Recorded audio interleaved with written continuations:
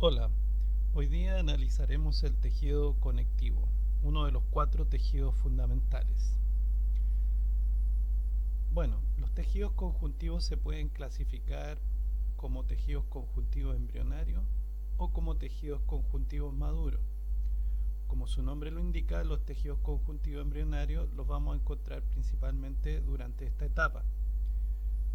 Va a presentar dos subtipos, el tejido conectivo mesenquimático y el tejido conectivo mucoso. Por su parte, el tejido conectivo maduro lo vamos a dividir en el tejido conectivo propiamente tal y el tejido conectivo especializado. Dentro del tejido conectivo propiamente tal vamos a hablar del tejido conectivo laxo, del tejido conectivo denso y del tejido conectivo reticular y del tejido conectivo adiposo. En algunas clasificaciones, el tejido adiposo y el tejido reticular están considerados dentro de los tejidos conectivos especializados. En esta clasificación no lo vamos a considerar así. Por su parte, el tejido conectivo especializado se divide en lo que es el tejido conectivo sanguíneo y los tejidos conectivos de sostén. Por su parte, el tejido conectivo denso se va a subdividir en tejido conectivo denso modelado o también llamado regular y el tejido conectivo denso no modelado o irregular. Por su parte, los tejidos conectivos de sostén se van a subdividir en tejido cartilaginoso y tejido óseo.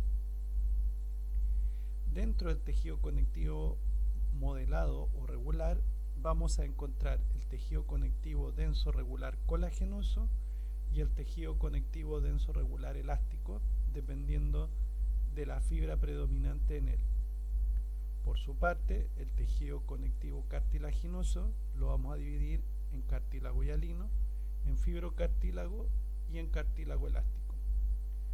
El tejido óseo, por su parte, lo vamos a subdividir en tejido óseo esponjoso y tejido óseo compacto.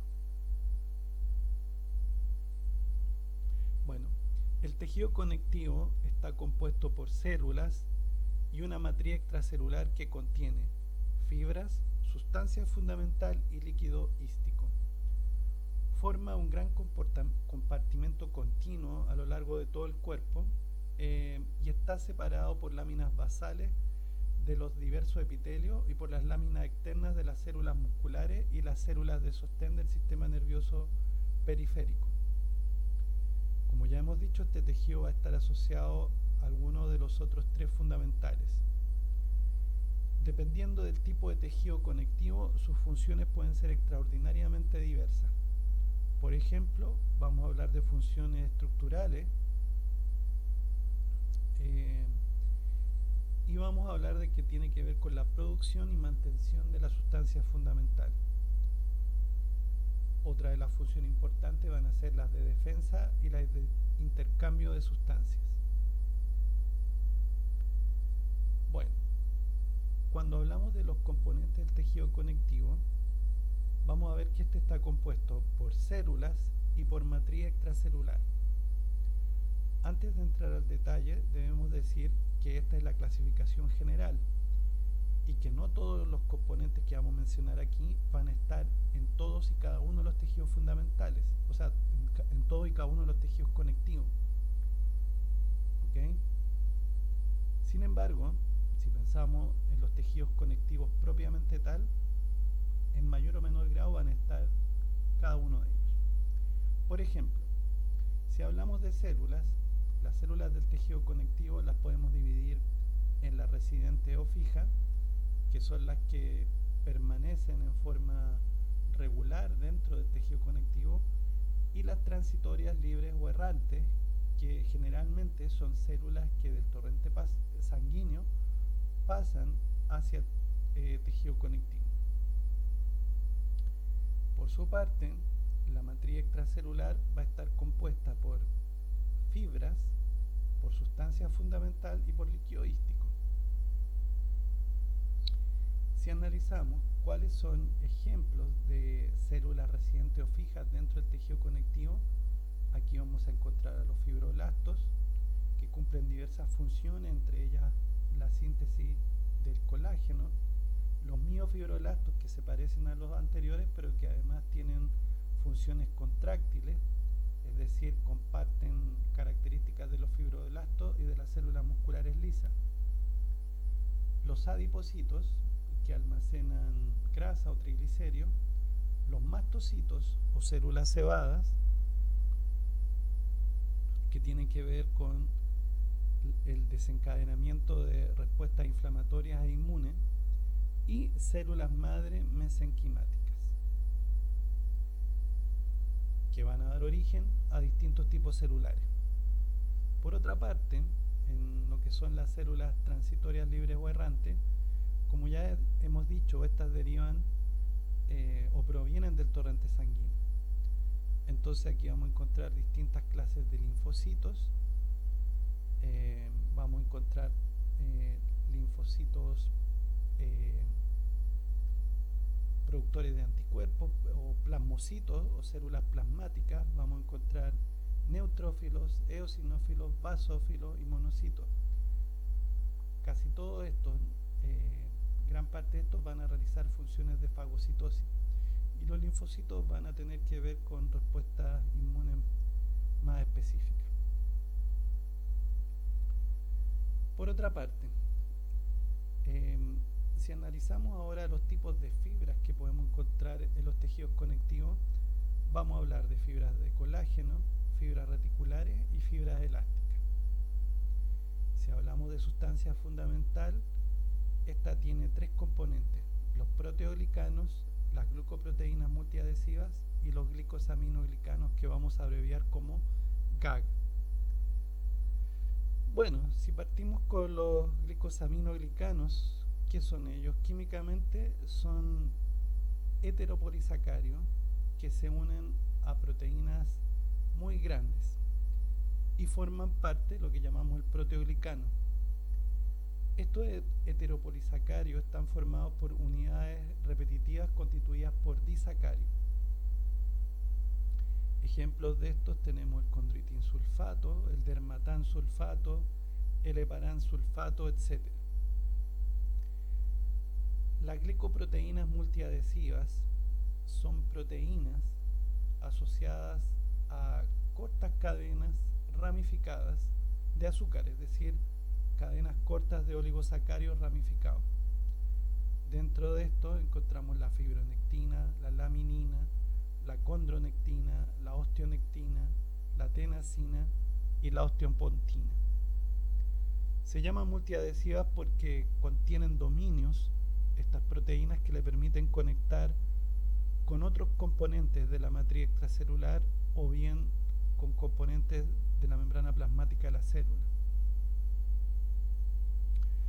Los proteoglicanos, por su parte, son grandes moléculas constituidas por un eje proteico central de gran peso molecular, al cual se unen, ¿no es cierto?, estos heteropolisacarios no ramificados, que son los glicosaminoglicanos.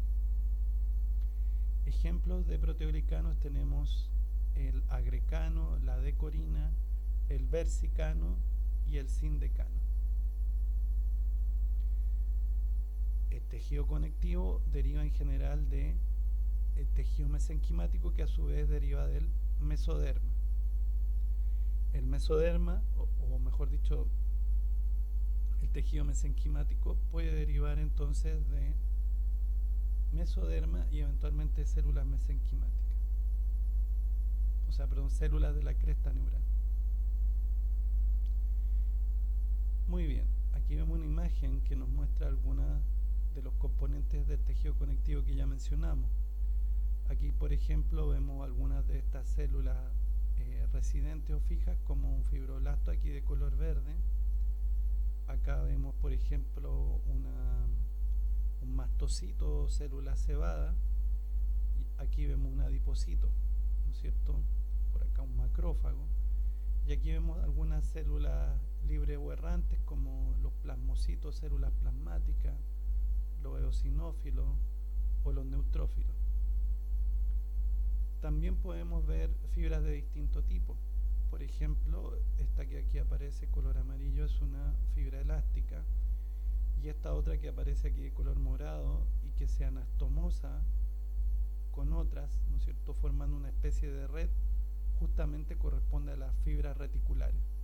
De ahí el nombre de fibra reticular, porque se ramifica formando esta especie de red. Y aquí de mayor tamaño y de color azul en el dibujo vemos las fibras de colágeno. ¿Okay? Recordemos que hay varias células que producen el colágeno y una de ellas es el fibroblasto. Dentro del tejido conectivo también vamos a encontrar una gran cantidad de vasos sanguíneos. El tejido conectivo, a diferencia del epitelial, está muy vascularizado. Bueno, aquí vemos algunas imágenes que nos permiten comparar y diferenciar un proteoglicano de una glicoproteína. En esta imagen vemos que el proteoglicano está formado por este eje proteico de gran peso molecular al cual se unen estas moléculas que son los glicosaminoglicanos, que son estos heteropolisacarios lineales que se ven aquí de color rojo. En la imagen de la derecha vemos una glicoproteína. Aquí la porción proteica está representada por esto, y en esta zona que vemos acá vemos un oligosacárido ramificado.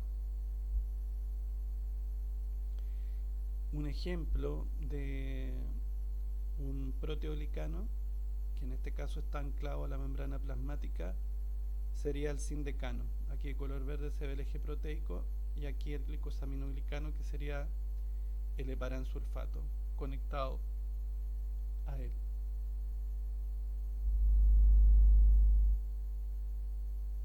Bueno, lo que vemos acá es que eventualmente, ¿no es cierto?, estos proteoglicanos que vemos aquí se pueden unir a otra molécula, que en este caso es el hialurano, ¿no es cierto?, o ácido hialurónico. Entonces vemos que a estas moléculas de ácido hialurónico se pueden unir muchos proteoglicanos. ¿Cuál es la importancia de esto?